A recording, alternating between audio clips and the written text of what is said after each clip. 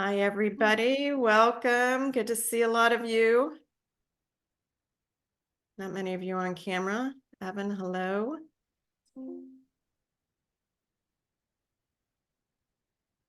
How's everybody doing today? Hey, Lisa, I haven't seen you in a while. How you been?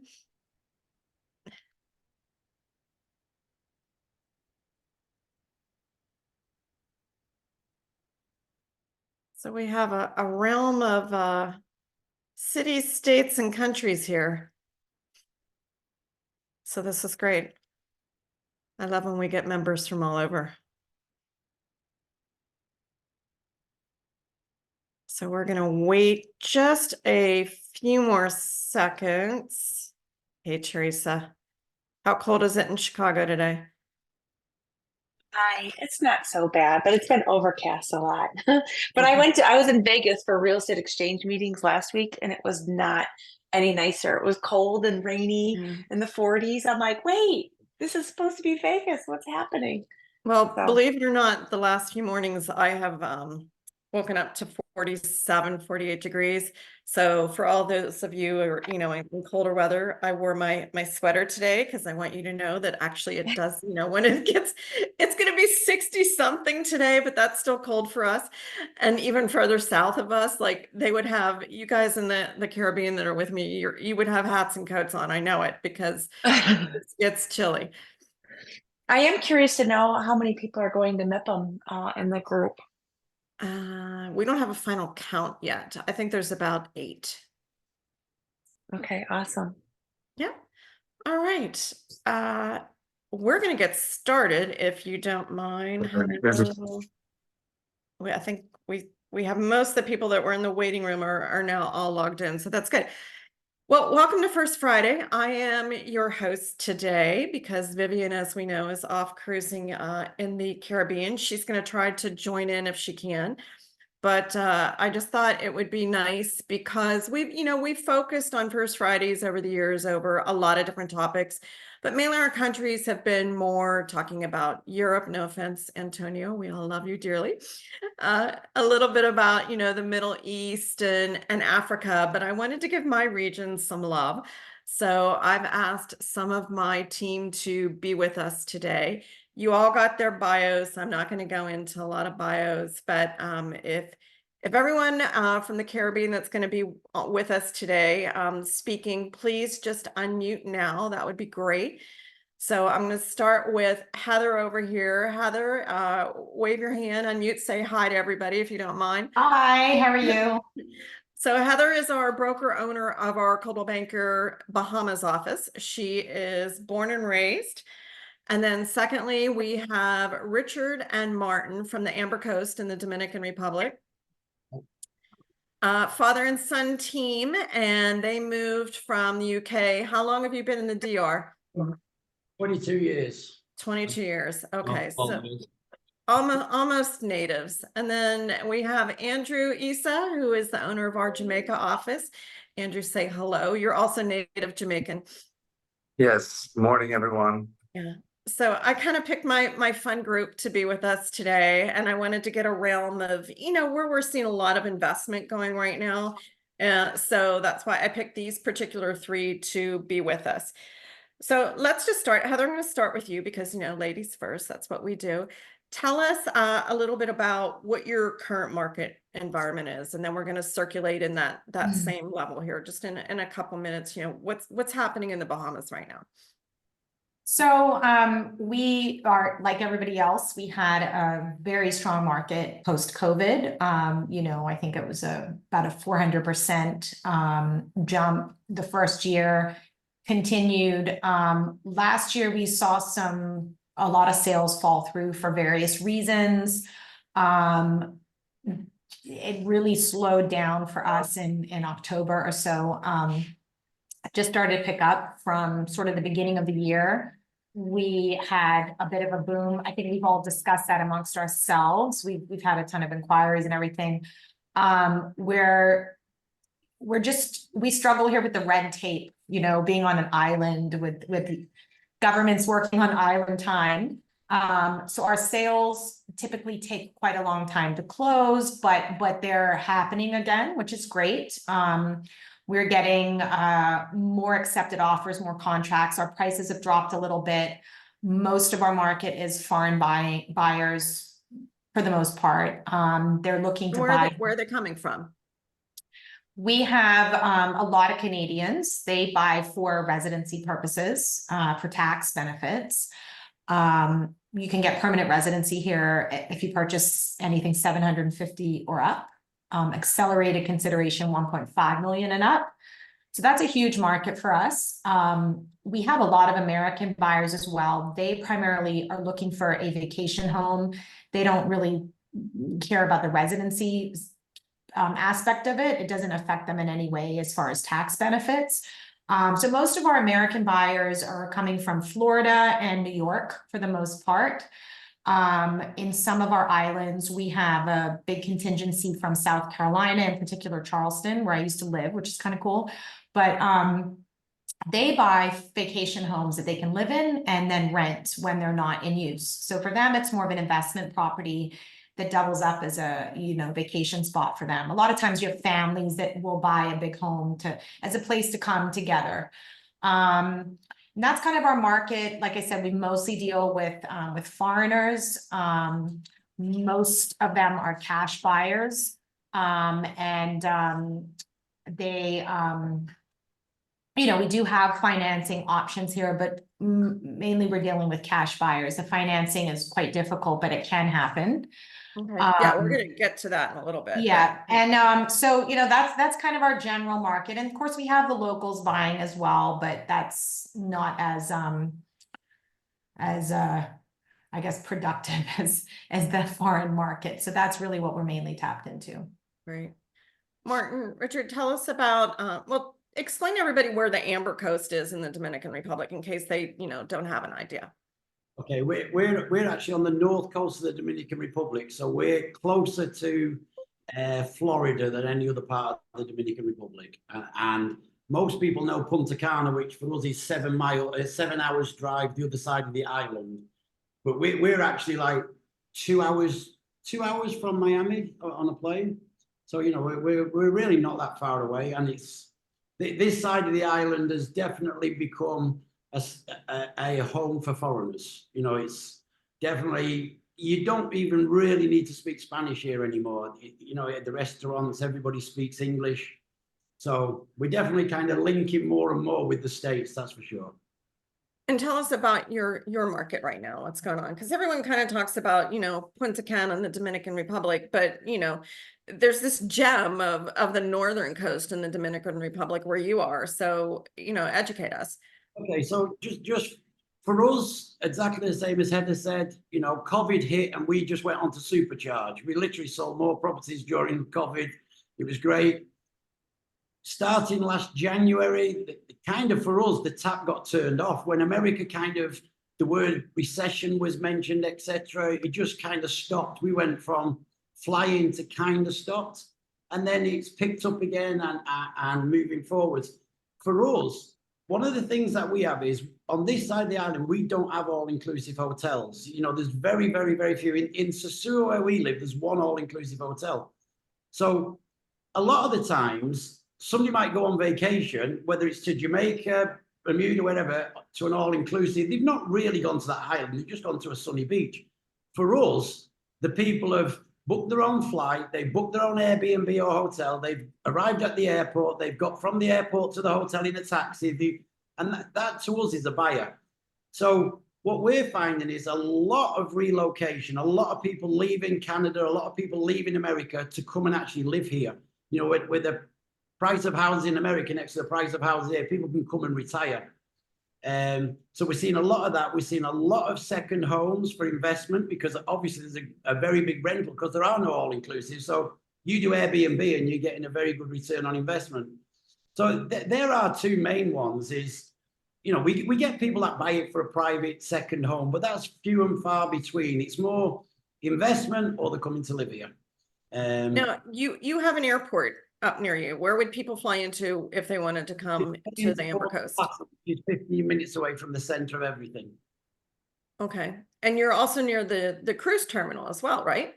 2 cruise terminals. There's Amber Cove in Puerto Plata, and there's Puerto Plata itself. You know, they're getting two ships every day now in Puerto Plata, and then Amber Cove gets 2 ships every day. So there's a lot that doesn't affect us. That's like, it might not sound much to you, but that's like 30 miles down the road. So everything happens closer to the cruise ships. But obviously the spin-off for us is people are on the cruise, they arrive in the Dominican Republic, and then when they're going on vacation next time, they say, oh, that looks nice, maybe we go back there. And because they came to the North Coast, that's probably where they come to. Right. Rather than, you know, Punta Cana is all inclusive. You know, you can't really even get a flight to Punta Cana without booking a hotel. Yeah. So that's where we win. Mm-hmm. It's similar, Andrew. So it's kind of similar for you too, because you know you have Kingston where there's so much investment, and then you have Montego Bay and Negril where you know all the inclusives are. So tell us a little bit about what's happening in Jamaica now. Sure, just trying to unmute here. Are you You're hearing me? unmuted. You're good. Okay, well, thank you everyone again. So Jamaica is a little different. We're about an hour and 20 minutes out of Miami to Montego Bay. We only have a couple really nice resorts, Trial Golf Club and Round Hill. Like Ralph Lauren has a house at Round Hill. What we find is that most of our buyers come out of the Northeast, a few Canadians. As you all know, Jamaica has sort of a little bit of a stigma when it comes to crime. And people come here on vacation and then they fall in love with Jamaica. And they And the buy people. Jamaica. Sorry? And the people. And the are people, yes. wonderful. And the people, and you know, what I heard a tourist say, boy, you have to get the Jamaican vibe to really enjoy Jamaica. And that's true. You know, it's kind of a unique, we're unique in many ways. But when they decide to buy, they realize the value here is a lot better than not knocking the Bahamas or anywhere else or Cayman. But the truth is you do get a lot more for your dollar here. The villa rental market is extremely strong in Jamaica. You do get a very good return if you do put it in the rental pool and have a nice website. So, you know, we did very well last year, but we don't have a lot of inventory. What we find is that villas come up for sale when the parents unfortunately are passed away or they've gotten to a stage where they can't come to Jamaica. So the kids really don't have much interest in it because the younger generation, they don't want to be held to one island. They want to be able to travel the world. So that's really how the listings come up. We have a couple of big announcements for next year where a couple of big condos, $1 billion projects will be happening. Will give us some more inventory.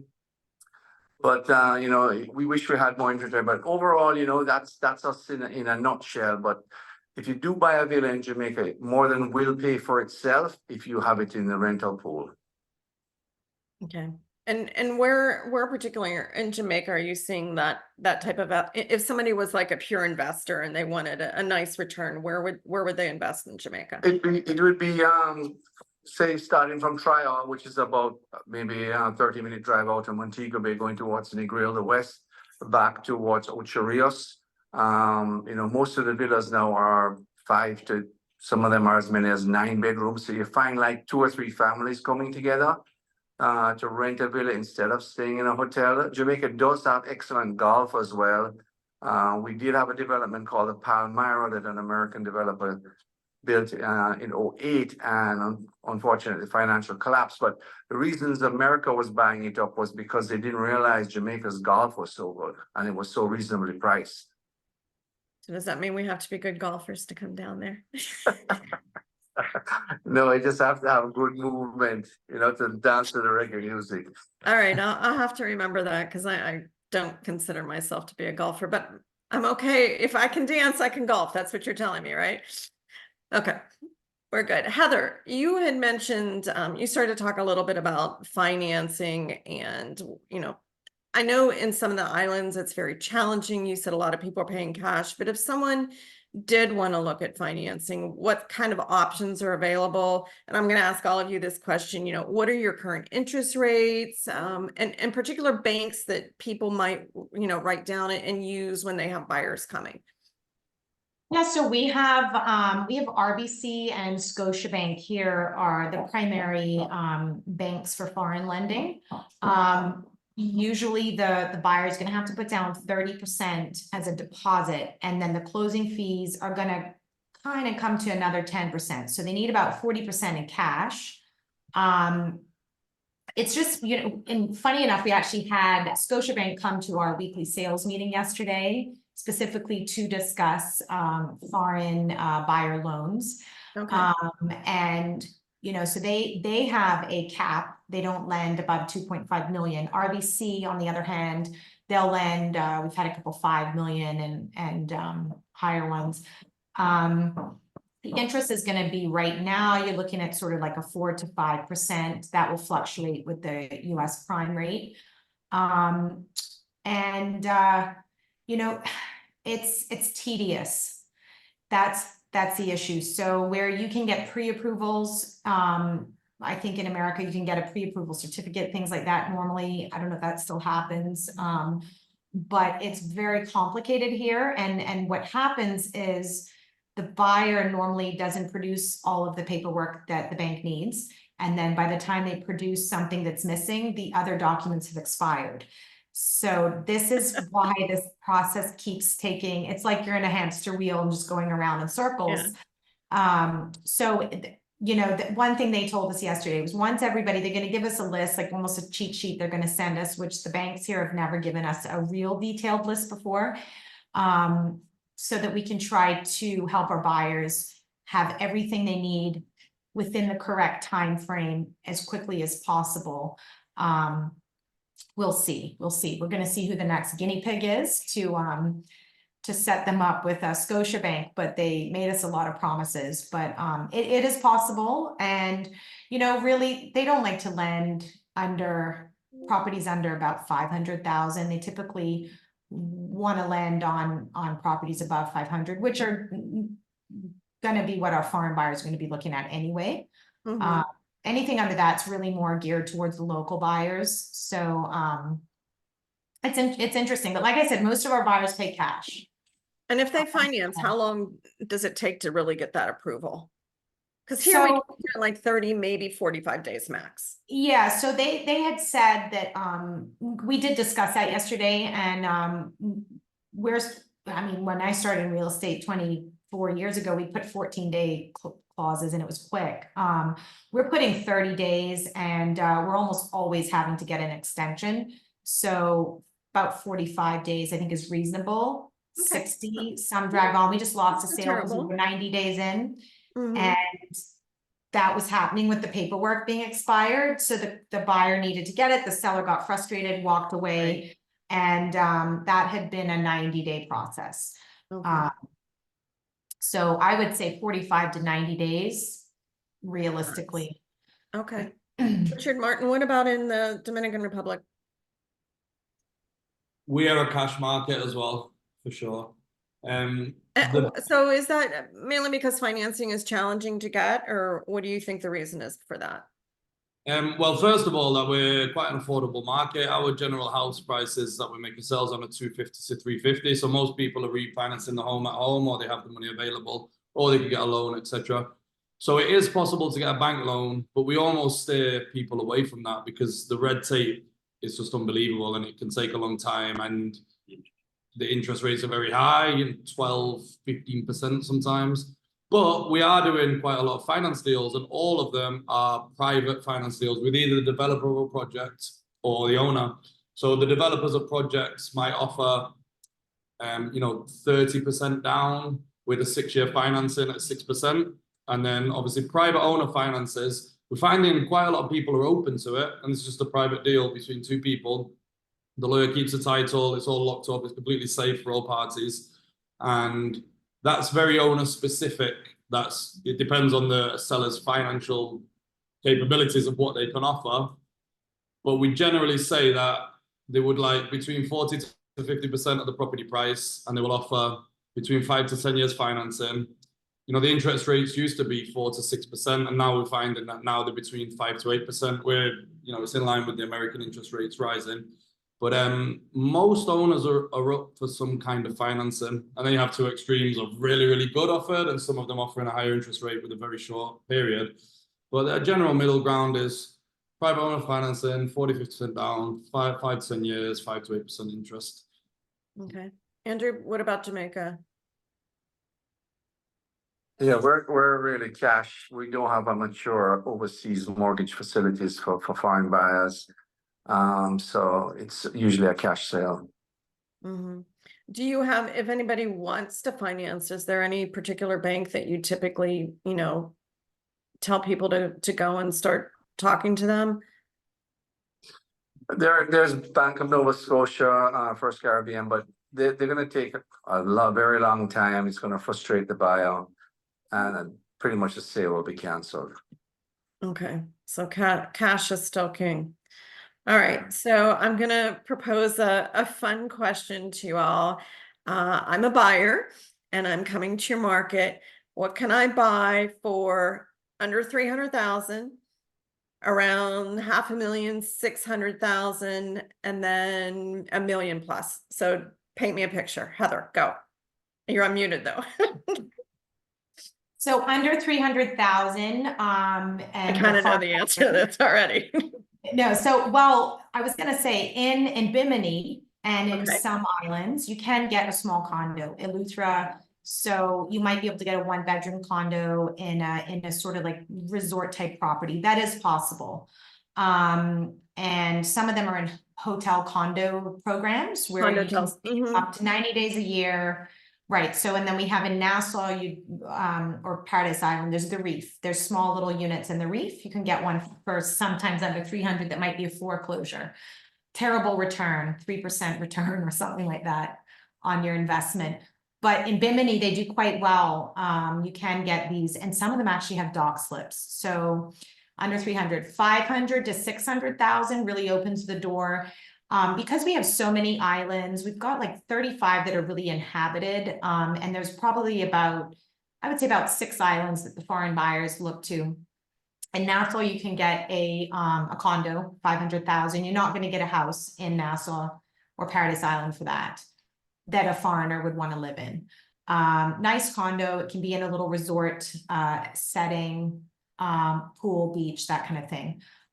Really only a few to choose from, but it's possible. Out islands, you can get a home for that for sure. Eleuthera, Exuma, you can get a home. It's probably not going to be beachfront, but it might be something rentable on the VRBO market, short-term market. $1 million really opens the door. There's a lot of options there. In Nassau, in that range, our inventory right now, like Andrew, is very low.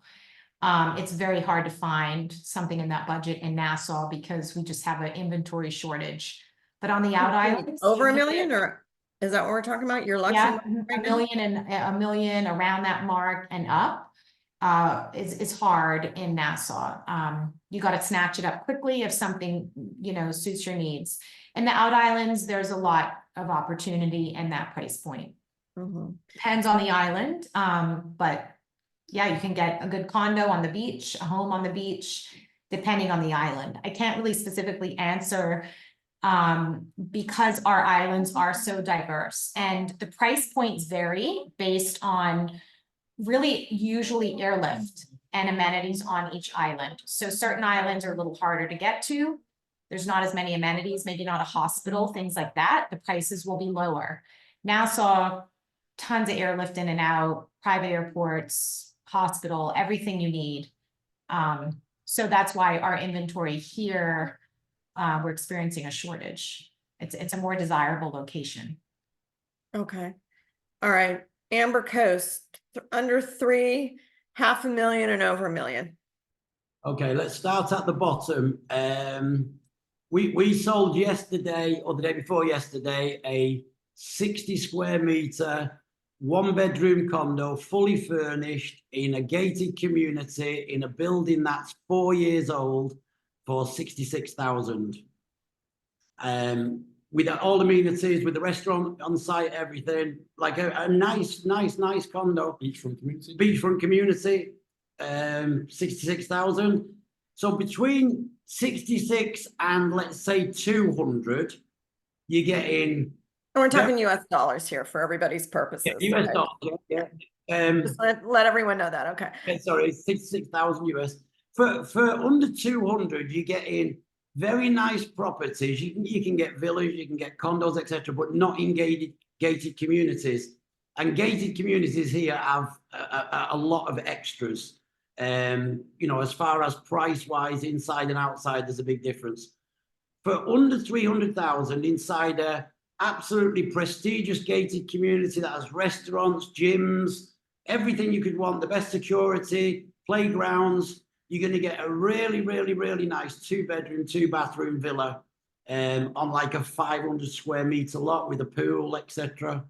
You know, 120 square meters, maybe 110, 120 square meter building. So, you know, a very nice property for 300. For 300, you're definitely going to get an absolutely beachfront condo, a 2-bedroom beachfront condo, like literally 100 feet from the beach. Will get you that for 300 for sure. If you went away from the beach, you're getting even better in the condo market. When we go to 500 to say 600, you're getting a 5-6 bedroom villa in a prestigious gated community. Maybe a few years old, like as good as you can get. There's nothing to add to the building. That's the price, 500-600, and you're getting certainly 5 bedrooms with a double garage and pool and probably a sea view, but the sea's like half a mile away, but you'll still have a sea view. And then $1 million, you're getting in the best gated community, a 7-bedroom villa, probably with sea view or even on the beach. If you bought a condo, you're living like a prince. yeah, literally in an absolute exclusive gated community where the villas there are up to 33 million, but you can still get in there on a very nice property for $1 million. Condo wise, we went to visit one the other day. It was it's 600 square meters on 2 levels. Literally, the swimming pool touches the sand on the beach, on 2 levels, and that was 1.2 million. Yeah. On the most beautiful beach you could go to. So our prices are super affordable. You know, if you think about somebody selling their house in America or Canada and then coming here and buying a 2-bedroom, 2-bathroom villa in a gated community for 300,000, and then, you know, the HOA and everything is a couple of 100,000 maybe, that gives you everything covered. So it's very, very, very affordable for us here. Very affordable. Excellent. And lots of inventory. Andrew, wrap us up. You're gonna have to top that because I think everyone's salivating when they heard that right now. So Can I just answer a question? Somebody just asked about, is there any visa incentive? yeah, let's come back to that if you don't mind. Andrew, go ahead. Give us your picture. Our 1-bedrooms probably start about 400,000. You know, these are condos, 2-bedroom probably between 6 to 750, 3 bedrooms over $1 million. Nice villas, not necessarily in gated communities, probably between 3 to 7 million. The 3 million would probably be dated, needed a full rental. But again, we don't have a lot of inventory, so we just have to wait to see if something comes available. But we're an adventure island, so when I'm talking about Montego Bay, there's Port Antonio, which is more of a tropical rainforest, which is about a 2-hour drive from Kingston. So it all depends. There's some Americans that don't want to see anybody. They may want to go to the South Coast where there's black sand beaches, reminds them more of Europe. So I've really focused more on our market, majority of our market, which is the wealthy Northeast part of the US. And that most of them do like to play golf. Okay. And they're buying, where would you say, in price point? They'll pay up to $5 million. You're getting a nice acre, possibly 2-acre lot, 5-6 bedroom home in a golf community. But we don't have a lot, and that's what I wanted to bring to the agents on the call today. If they have developers, in their market that would consider trying something in Jamaica. We do have some nice parcels on the beach that could be developed into condos, which I think they would get a good return on. Excellent. All right, well, it looks like we have one. I know we're running a little bit over by 1 minute, but we started a little bit late. If those of you who need to go at hard 12:30, please log off. But if we'll have just a couple minutes to answer a few questions. Any visa incentives, Marcia, is that just for Amber Coast or is that for everybody? Oh, let's hear from everybody if you have the chance. Okay, any visa incentives? But for us, you can come here, you can stay here as long as you like, and when you leave, they tell you how much you owe because you overstayed. But there's no, it's not. They don't say here's a slap on the wrist. They just say, hey, you overstayed by 30 days. You owe $25. And so actually, a visa is not needed here. If you want to get your residency here, $200,000 property, and you jump the queue, and you can get your permanent residency. If you want your temporary residency and work through 1 year, 2 year, 5 year, or basically, as long as you're not wanted by Interpol, it's $1,500 and you can have.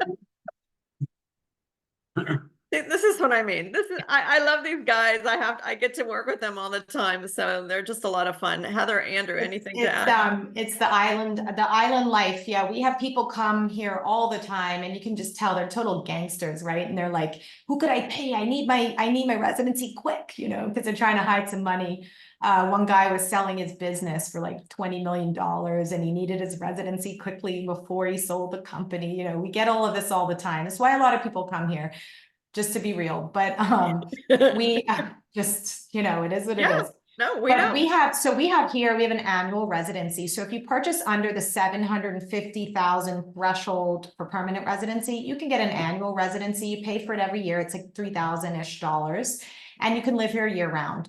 A lot of people don't bother to pay. They come and stay for their 90 days. They fly out and back, depending on, what they've got to do. Fly out and back 90 days, they can come back and stay. So a lot of people don't bother. 750 and up, you can apply for permanent residency. That gives you the right to live here forever. It does not give you the right to work, although now that's just not as much of an issue because so many people do work remotely. So that's not as big of an issue. 1.5 million is accelerated consideration. They tell you on the government website you can get it in 2 weeks. It's a total lie. It takes probably still a couple months. But it is quicker. Basically 1.5 and up, your application goes to the top of the pile and they're going to review it quicker than 750. And yeah, you get to live here year round. We have a lot of permanent residents that live in the gated communities, a lot of retirees, and it's all pretty easy to come and stay here. Thanks. Andrew, anything to add? Otherwise, we are going to say goodbye to everyone. No, there's no real visa incentives, but they're not going to pressure you to leave, so there's no real restriction. Come to the islands and stay and spend your money, right? That's the general theme.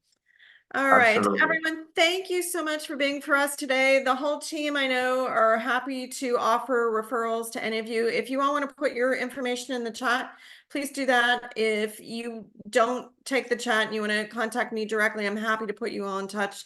But Heather, Andrew, Martin, Richard, please put your contact information in the chat right now before anyone logs off, and then we will say goodbye. So thank you again, everybody, for being with us. And thanks to my team in the Caribbean. Love you guys. Thanks for being on with us today. Thank you, Carla. Nice to meet all of you guys. We love referrals. Take care. Thanks, everybody. It was wonderful. Thanks. Yeah. Yeah.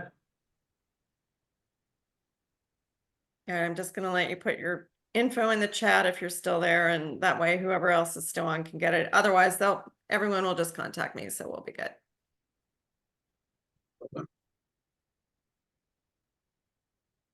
I see you, Andrew and Heather. I'm just giving it another minute because people are copying that Okay. information. I'm just watching. Thank you, Allison. Yep. Heather, did you get your info in there? I did put it in, and Okay. I've been watching the screen. I'm gonna head out so they can start banging away downstairs. I had made them stop. All right. Everybody's off. Thanks, guys. Thanks, All right, guys. thank you, Bye. everybody. Chat Bye. soon. Bye.